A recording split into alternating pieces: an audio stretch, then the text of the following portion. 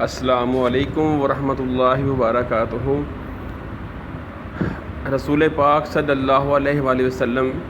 ایک مرتبہ منبر پر چڑھے اور بلند آواز سے فرمایا، اے لوگو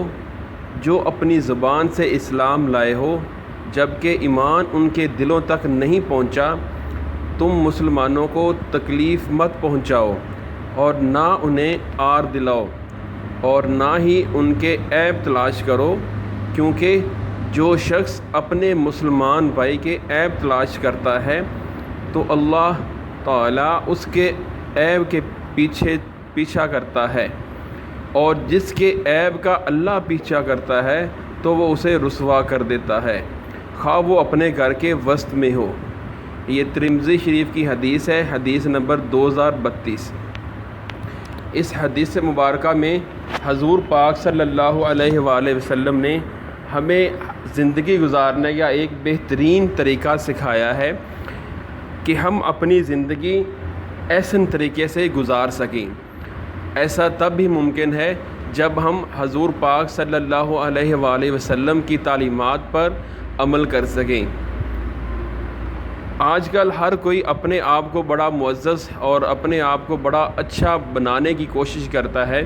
اور دوسروں کو نیچا دکھانے کی ہر ممکن کوشش کرتا ہے، جو کہ بہت ہی غلط کام ہے۔ حضور پاک صلی اللہ علیہ وآلہ وسلم کی اس حدیث پاک کے مطابق آج ہم اگر کسی اپنے مسلمان بھائی کے کسی عیب یا کسی نقص، کسی خرابی یا کسی کمی کا پیچھا کرتے ہیں، اس میں کوئی خامی دیکھیں، تو ہم اس کی اصلاح کی بجائے اگر ہم اس کا مذاق بنا لیں، اگر ہم اس کو تنگ کریں گے، تو ہمارے عیب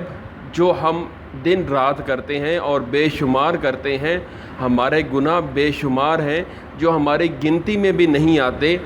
ہم جانے انجانے میں بہت سے گناہ کر جاتے ہیں جن کا ہمیں علم بھی نہیں ہوتا، ان پر اللہ تعالیٰ نے پردہ ڈالا ہوا ہے۔ لیکن جب ہم اپنے کسی مسلمان بھائی کے گناہوں یا ان کی جو کوئی خامی ہے اس کے پیچھے پڑ جائیں گے، ہم اس کی تلاش میں لگ جائیں گے، کسی کی عیب تلاش کرنے میں لگ جائیں گے، تو اللہ تعالیٰ ہمارے عیب تلاش کر کے لوگوں کے سامنے ہمیں رسوا کر دے گا۔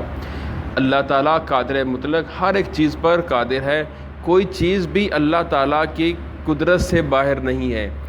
اور جب اللہ تعالیٰ ہی ہمارے خلاف ہو جائے گا، اللہ تعالیٰ ہی ہمارے عیب لوگوں کو ظاہر کرنے کی اپنی قدرت کے مطابق ظاہر کرے گا، تو کون ہے جو اللہ تعالیٰ کا سامنا کر سکے، کون ہے جو اللہ تعالیٰ سے چھپ سکے؟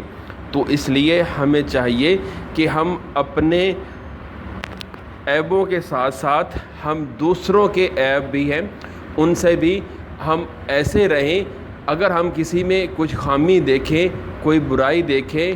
کوئی کسی میں غلطی دیکھیں، تو اس کا مذاق بنانے کی بجائے اس کی اصلاح کریں، نہ کہ اسے نیچا دکھانے کے لیے، اسے کم تر یا اپنے سے کمزور سمجھنے کے لیے اس کی اس خامی کا مذاق بنایا جائے، اس عیب سے اس کا مذاق بنایا جائے۔ اگر ہم ایسا کریں گے تو اللہ تعالیٰ کے عذاب سے ہمیں کوئی نہیں بچا سکتا۔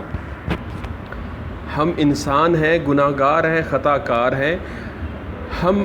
اللہ تعالیٰ سے اپنے ہر وقت گناہوں کی معافی مانگنی چاہیے، اور اپنے مسلمان بھائی کی اگر کوئی عیب کا ہمیں پتہ چل جائے تو اس کی پردہ پوشی کرنی چاہیے اور اس کی اصلاح کرنی چاہیے۔ اصلاح کا طریقہ بھی ہمارا یہ ہونا چاہیے کہ کسی کے سامنے اس کا وہ عیب یا اس کی وہ خامی، اس کی برائی بیان نہ کی جائے، تاکہ اس کی عزت نفس جو ہے وہ مجروح نہ ہو، اس کی عزت نفس کو تکلیف نہ پہنچے، اس کی دل آزاری نہ ہو۔ اسے الگ بٹھا کے اچھے طریقے سے، احسن طریقے سے سمجھانا چاہیے، اور سمجھانے کا انداز بھی ایسا ہونا چاہیے جیسے ہم اپنے بھائی کو سمجھا رہے ہوں،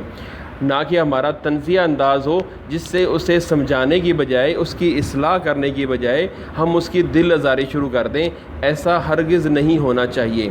تو اللہ تعالیٰ سے ہمیں اپنے گناہوں کی بخشش مانگنی چاہیے، اور دوسروں کی ہدایت کے لیے بھی اللہ تعالیٰ سے دعا کرتے رہنا چاہیے، اور جہاں ممکن ہو سکے اپنے مسلمان بھائیوں کی اصلاح کرتے رہیں، اور اگر کسی میں کوئی خامی دیکھ بھی لیں تو اس کو چھپائیں اور اس کو الگ ہو کے سمجھائیں کہ میرے بھائی یہ آپ میں خامی ہے، آپ اس سے اپنی اس خامی سے اپنے آپ کو بچائیں، تاکہ دنیا اور آخرت میں